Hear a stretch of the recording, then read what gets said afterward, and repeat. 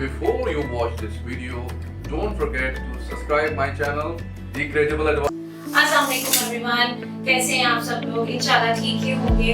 सबसे पहले तो मैं आप सबको बहुत शुक्रिया अदा करना चाहूँगी। आप हमारी वीडियोस को लाइक करें, फॉलो करें, व्यूज आ रहे हैं हमारे। आप सबके इतना प्यार का बहुत बहुत बहुत शुक्रिया। अच्छा जनाब, जैसे कि आप EB2 के बारे में तो जानते ही हैं, आजकल EB2 के बारे में कितनी अवेयरनेस हमारी कंपनी के थ्रू आप लोगों को पाकिस्तान में प्रोवाइड की जा रही है। और दूसरा हमारे केसेस के बारे में भी आप अल्हम्दुलिल्लाह जानते हैं। अच्छा, जैसे कि आप जानते हैं इसके एलिजिबिलिटी के 2 क्राइटेरियाज हैं। तो मैं आज उन लोगों से बात करूंगी जिनके पास मास्टर्स डिग्री नहीं है और जो कंफ्यूज हैं कि यार हाउ वी अप्लाई, हम किस तरह से एलिजिबल हो जाते हैं इसमें और क्या क्राइटेरियाज मीट करने होते हैं। तो जैसा कि एडवांस डिग्री का तो मैं आपको शॉर्ट ओवरव्यू दे दूं। 16 year education and relevant experience आपको चाहिए।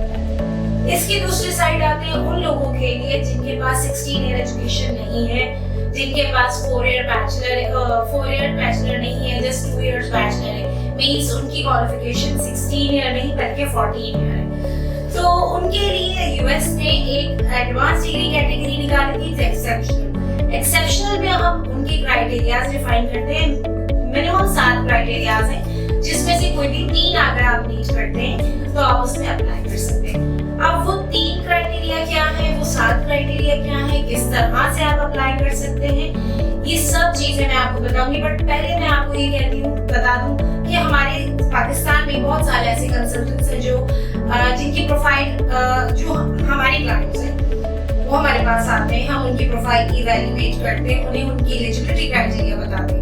बट जब वो हमारे बाद किसी और कंसल्टेंट्स के पास जाते हैं या किसी और कंसल्टेंट्स के पास पहले जाते हैं, हमारे पास बाद में आते हैं, तो वो कहते हैं कि हमारी प्रोफाइल तो एलिजिबल नहीं है, किसी कंसल्टेंट्स ने हमसे ये कहा है। तो ऐसा नहीं है, हमारे पास एक प्रॉपर टीम है, ठीक है, हम उसके थ्रू काम करते हैं, हमारी एक प्रॉपर ट्रेनिंग है। हम अपनी क्लाइंट्स की प्रोफाइल एलिजिबिलिटी जब तक कंफर्म नहीं करते, जब तक उनको श्योर नहीं कराते कि जी आप इसमें अप्लाई कर सकते हैं।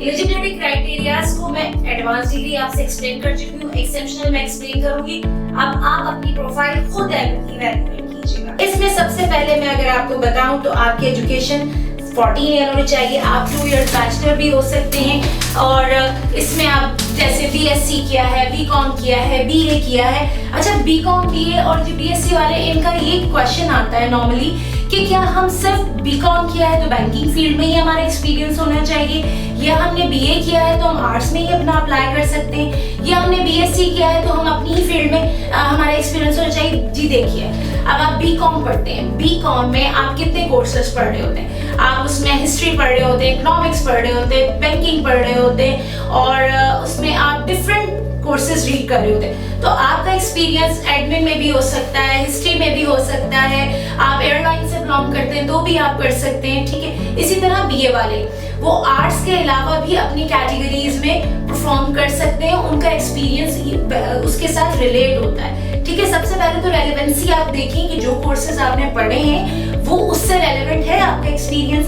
दूसरी चीज, लोग कहते हैं कि यार हमारा 5 साल का डाइवर्ट एक्सपीरियंस है, 5 साल का रिलेट है, तो मिनिमम 5 इयर्स तो आपने अपनी फील्ड में सर्व किया है और ओवरऑल आपका 10 ईयर एक्सपीरियंस है तो आप उसमें अप्लाई कर सकते हैं, ठीक है। दूसरी चीज, अब आपने कहा कि आपका एक्सपीरियंस मिनिमम कितना होना चाहिए। मिनिमम 10 ईयर एक्सपीरियंस इसमें जरूरी है। 7 में से 2 क्राइटेरिया मस्ट आपको मीट करने हैं, जिसमें एजुकेशन आता है एंड 10 ईयर एक्सपीरियंस आता है। मोर देन 10 ईयर एक्सपीरियंस आपका जितना भी हो, लेकिन मिनिमम 10 ईयर एक्सपीरियंस इसमें काउंट होगा।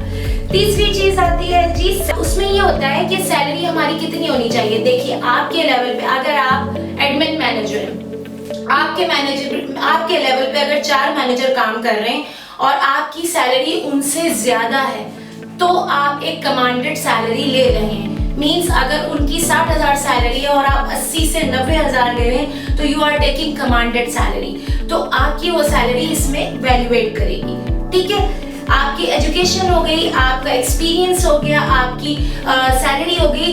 3 क्राइटेरिया इजीली नॉर्मली मेरे क्लाइंट्स मीट कर लेते हैं।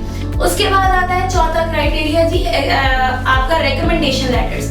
रिकमेंडेशन लेटर्स क्या होते हैं? रिकमेंडेशन लेटर्स में होता है ये टेम्पलेट्स हम आपको प्रोवाइड करते हैं मिनिमम हमें 6 चाहिए होते हैं। मोर देन आप जितनी भी प्रोवाइड कर दें, इट्स वेल एंड गुड। ये आपके पिटिशन को हेल्दी करते हैं। इसमें क्या होता है, इसमें आप अपने सबऑर्डिनेट्स, अपने कोलीग्स, अपने बॉसेस से ले सकते हैं।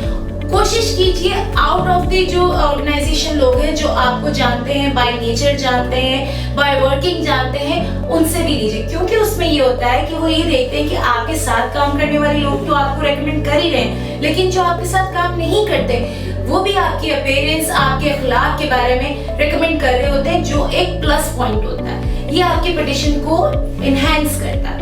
उसके बाद आता है जी मेंबरशिप। अब मेंबरशिप की बात करें तो मेंबरशिप हर एक के पास नहीं होती, लेकिन मेंबरशिप में क्या मुराद है, या आपके आर्ट काउंसिल से या किसी ऐसी जगह से मेंबरशिप होनी चाहिए। देखिए, मेंबरशिप होती है कि अगर आप इंजीनियर हैं तो इंजीनियर काउंसिल से आपके पास या तो लाइसेंस होना चाहिए, या एक्सपीरियंस। डॉक्टर्स के लिए वो कहते हैं कि आपके पास लाइसेंस होना चाहिए।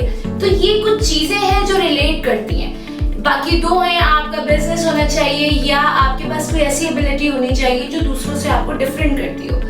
तो इस तरह से एक्सेप्शनल एबिलिटी के 3 क्राइटेरिया मिनिमम मीट होते हैं। तो होपफुली मैंने आपके साथ एक्सेप्शनल एबिलिटी के कुछ क्राइटेरियाज डिफाइन किए हैं। 3 मिनिमम मीट करने चाहिए, आप अंडरस्टैंड कर गए होंगे। फर्दर आपको कोई भी क्यूरी हो रिगार्डिंग EB to NIW और किसी भी अदर प्रोग्राम, इमिग्रेशन प्रोग्राम के लिए, तो आप हमें कांटेक्ट कर सकते हैं। हमारा चैनल सब्सक्राइब कीजिए, लाइक कीजिए, शेयर कीजिए। Thank you so much. I hope you like this video. If you did, don't forget to subscribe.